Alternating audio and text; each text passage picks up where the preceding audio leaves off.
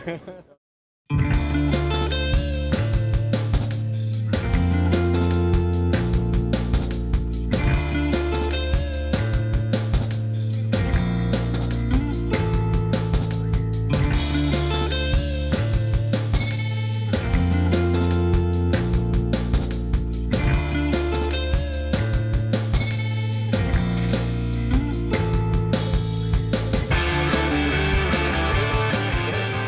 it's a real honor to be here at the One Laptop Per Child project. We're getting a tour of all these great companies in Boston today, and oh, welcome. This is good to have you here. The third of our day, and yeah.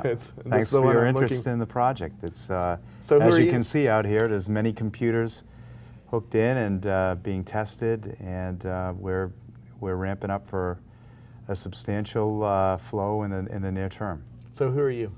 I'm Chuck Kane. I'm president and COO of One Laptop Per Child. And you just came on the project, what, recently, right? I did. I came in May, but I was with the project actually about a year ago, helping out with the financial structure, the initial phases of the project. And what's your background? Where did you come from? And so how did you get involved with Nicholas? This is my first nonprofit assignment, and I like to say it's my most important job I've had in my career. Historically, I've been the CEO and CFO of a number of publicly traded companies, some of which I took public, and others that I have worked on a lot of M&A transactions, et cetera, and I've been fortunate enough to have an ability to come and help this project out. So it's been a great assignment so far. Yeah. So tell me where we are, because I remember several of my friends getting the OLPCs because they did the 2-for-1, the give one get one thing right. a year ago, and I haven't heard too much since then, other than there's some deal you're doing with Microsoft, and there was a little bit of changes in the management structure and stuff like that. So. Well, a lot's gone on in the past year. I mean, it's an incredible story when you think it was only a year ago that we had our first system coming off the assembly line in Shanghai. So we actually did the give one, get one a year ago without having the computers finished yet. And we ramped up from that point on. We did about 200,000 computers with that project. So a lot of my friends also bought the computer and gave one of the computers to deserving countries in the world for which we have delivered. But we've had a lot more activity than just the give one, get one over the past year. I had the fortunate experience to go down to Uruguay 3 weeks ago, where they rolled out their 100,000th laptop in a small country like Uruguay. And they're up now to about 120,000 computers that are deployed throughout the country, all of which are internet capable.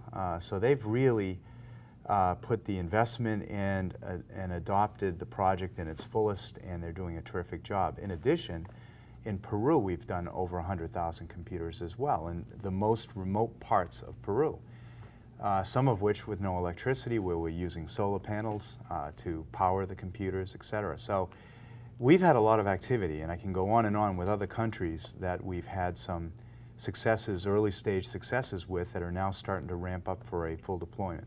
Yeah. Why this device? Why not a netbook that cost, because I just saw a whole bunch of netbooks at the Consumer Electronics Show in Berlin that cost about $400, right? These are about $200? These are about $200 right now, and the reason is that there's more to it than just a book. We typically will load 100 books onto this computer as part of the deployment, as we've done in Uruguay, Peru, and some other countries in their native language. But the computer is much more than just a book. It's got all the capabilities of any computer in fact, you're seeing a surge now in what's being called net tops, computers that are low-end laptops. Yeah. And those computers are typically just internet enabled. These computers, remember, we're not a computer company, we're an education company. And the idea of everything that is in and around this computer and what it enables is education related. So we have a lot of education software that we build in to the computer that enables the child to advance its learning skills, his or her learning skills, etc. Tell me some of the stories, because I see all these pictures, and Rocky, the pictures are great.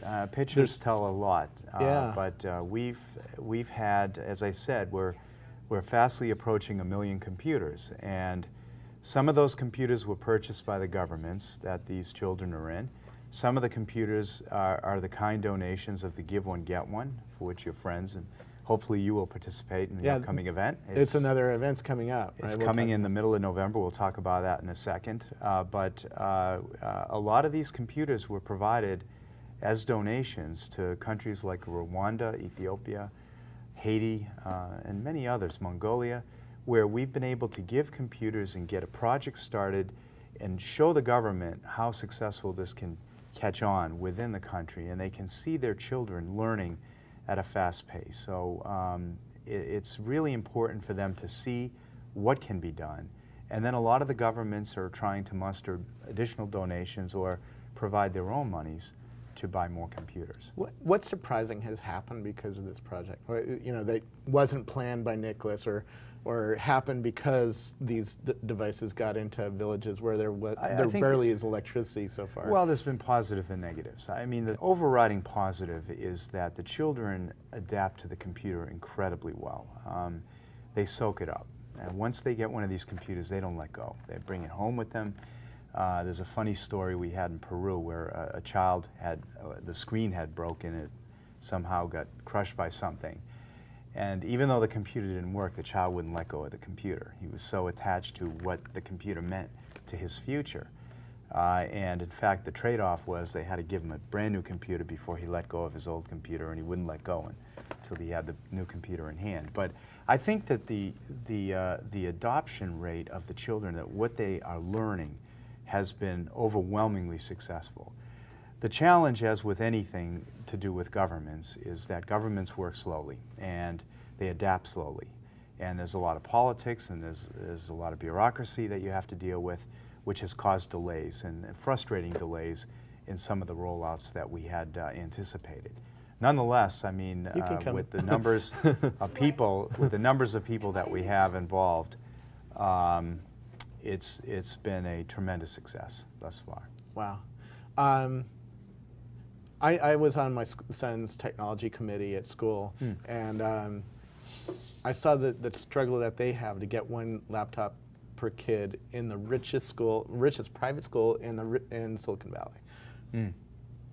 Why does this work? What about this device lets you go into a school where there's no IT infrastructure, there's nobody who understands what a computer is until you show up with these devices? Why does it work there? And remember the device, I mean... And even here in America, we don't have one laptop per kid right, in our richest right. neighborhoods. Well, I had another fortunate trip down to Birmingham, Alabama, where they're rolling out computers to the children in Birmingham between the ages of 6 and 12.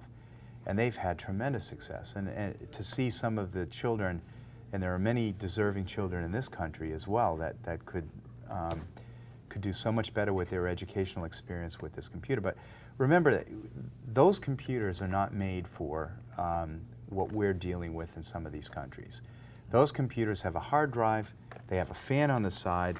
It would take a matter of minutes before dust gets into that fan and destroys the computer. This computer is made for the worst of conditions as far as dust goes, as far as moisture goes. The computer is made to last, and that's such an important part of the construct of the engineering here. So everything is covered, there is no open spots. The kids know how to open the computer, and once they're in the classroom and they're not in a dangerous zone or whatever, then they can use the computers effectively. But when they're bringing them home, and that's the idea, is that they're mobile and they bring them home and they work on their homework at home and such, these close up to the point where there is no way that dust or moisture can destroy the computer. So those computers that are going in Palo Alto or whatever part of the richest parts of the United States are very different computers in a very different environment than what we're dealing with the children using these computers. Interesting. What are some of the fun things that you do when you go and visit kids? What are some of the fun things that you do with the kids? One thing the kids love is they love the camera. And there's a camera here where you can Skype. I mean, as an adult, I'll Skype with the camera. And the kids love the camera. They can film. When I was down in Uruguay, there were a number of children that the 100,000th laptop was actually handed to a small child who was selected ahead of time. and handed to him by the president of Uruguay. And all the children that had their computers already were holding the computers up with the cameras and filming the event and sending it to their friends live out of the camera on the internet. So it's just an amazing tool that the kids adapt to quite well. There's also a lot of games on here that there are some game companies that have been kind enough to give us, like SimCity has given us their older versions of their games that we've preloaded onto the machine, and the kids love that game. And of course the books. To think that 100 books could be loaded onto the machine rather than physical books that get destroyed, or just the shipping challenges of those books. In the remote parts of Peru, you couldn't deliver those books, let alone if they were delivered safely. So, you know, when we got these computers to the children, they had 100 books loaded onto this. Yeah. What about Microsoft? What's going on there? So we did a deal with Microsoft. Microsoft actually called us up about 6 months ago, called Nicholas up and said, we have now successfully ported XP onto your machine. And they put a bunch of engineers on the exercise of porting XP onto the XO. And they asked if they could somehow get involved with the project. And so we found a way that we could work together and use XP on the machine. Many of the countries that we deal with have asked that we have Microsoft involved and have Windows as an option on the machine. So for us, it expands our horizons, and it allows some countries that would otherwise perhaps not advance the project to do so with the involvement of Microsoft. So we're delighted to have them as a partner. They've been a good partner.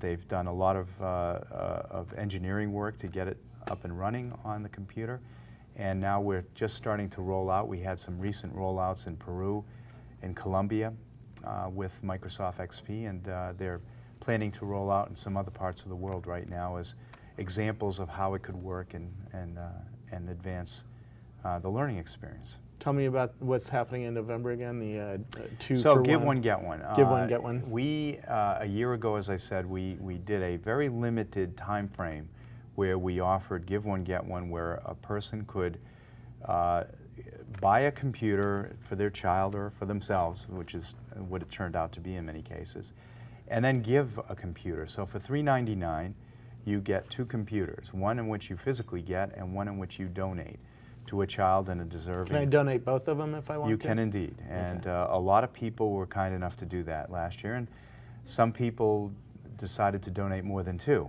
and they would give a check for a donation to give many, as we call it, give many to a certain school or to a part of the world that they designate.